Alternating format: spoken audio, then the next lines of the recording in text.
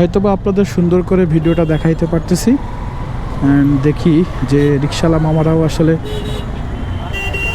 মামা কি খবর? মামা আসসালামু আলাইকুম, ভালো আছেন? আসসালামু আলাইকুম, ভালো আছেন? মানে ওইখানে কি খালেদা জি আসছে নাকি? না এমনি খালেদা জি আসার কথা ছিল বা মুক্তি পাইছে কি না, আসার কথা এখানে আজকে আসছে নাকি এখন? তো এখানে এই জন্যই আর কি সব মানুষজন আসছে না। ওকে, এইখানে আসলে বিএনপির পার্টি অফিস অ্যান্ড এইখানে খালেদা জিয়া আসার কথা, কারণ তেনাকে রাষ্ট্রপতি মুক্তি দিয়েছেন অ্যান্ড এখানে আসারও কথা। আসছে কি না মেবি জানি না, তবে হয়তো বা আসবে। অ্যান্ড সবাই কিন্তু ফ্যামিলি নিয়েও বের হয়ে গেছে। এক আসলে নজিরবিহীন ঘটনা বাংলাদেশে। তো এখানের অবস্থাটা সবথেকে বেশি খুশি যারা হয়েছে তারাই মনে হয় বিএনপির মানুষ। অ্যান্ড এটা শুধুমাত্র ছাত্রদের কারণেই হয়েছে। আজকে ছাত্রদের রক্তের বিনিময়ে এই স্বাধীনতা পাওয়া গেছে। তো আমরা এখানে আসছি, এখানে বক্স চলতেছে অ্যান্ড প্রচুর মানুষজনও কিন্তু এখানে আছে। তো একটু বাইকটা রাখি অ্যান্ড দেখি এখানের অবস্থাটা কি, কে কে আসলো বোঝানোর চেষ্টা করতেছি আপনাদের।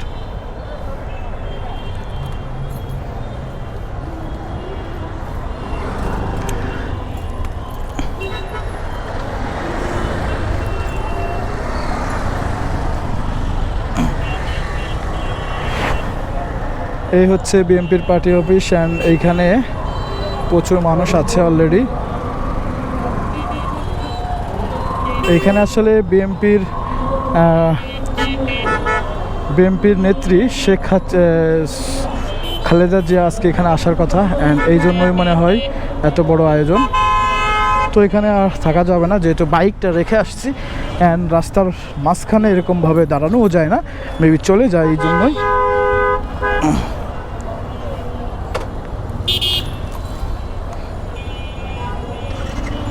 তো মোটামুটি হয়তো বা আপনাদেরকে ছবি তুলতেছে রিকশাওয়ালা মামা, ভ্যানে ড্রাইভার, সবাই খুবই আনন্দিত।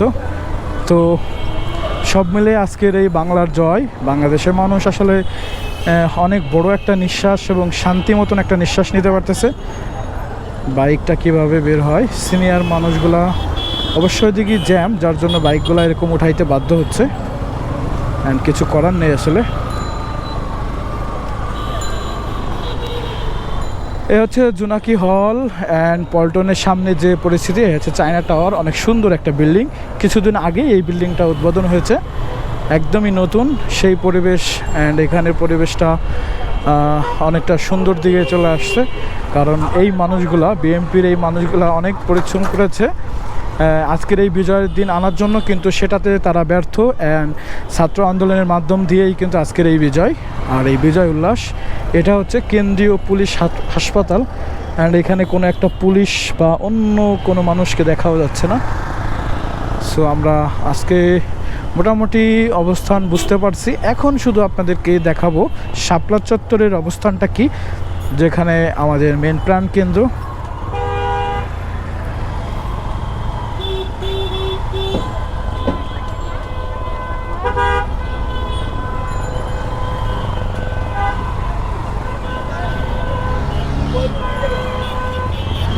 এখন আসলে ট্রাফিকের আইন কানুন মানতেছে।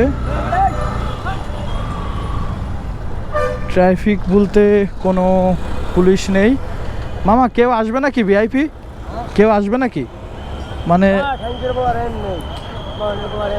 এম নেই না, মানে এখন তো ট্রাফিক পুলিশ নাই, ওরাই আর কি। কারা এরা? সেই বিএমপির লোক নাকি? ও বুঝতে পারছি। তো এখন আসলে সার্জন পুলিশ নেই, বিএনপির পার্টি অফিস যেহেতু, হয়তোবা বিএনপি বা ছাত্র নেতারা আসলে ট্রাফিকের দায়িত্ব পালন করতেছে। তো সময় খুব খারাপ, যার জন্য আসলে কোনো কিছুই বোঝা যাচ্ছে না অ্যান্ড আমরা এখান থেকে চলে যাচ্ছি। এখন আমি স্টিল আছি হচ্ছে ফকিরাপুল মোড়ের এখানে অ্যান্ড এখানের অবস্থা, এখানে অনেক বাস কাউন্টার আছে বাট কোনো বড় বাসগুলো নেই। তার মানে শুধুমাত্র কয়েকটা বাস চলতেছে, তাও শুধু ঢাকার ভিতরে। এখনও হাইওয়ের যে বড় বড় বাসগুলো সেগুলো এখনও ছাড়িনি। অনেকে হয়তো জানতে চান, জিজ্ঞেস করেন যে হাইওয়েতে গাড়ি ছাড়ছে কিনা। অনেকে এই আনন্দ উল্লাসে বাড়ি যেতে চাচ্ছেন, যারা গ্রামের বাড়ির থেকে মানে গ্রামের বাড়িতে যাইতে চান তারা আসলে জিজ্ঞেস করেন।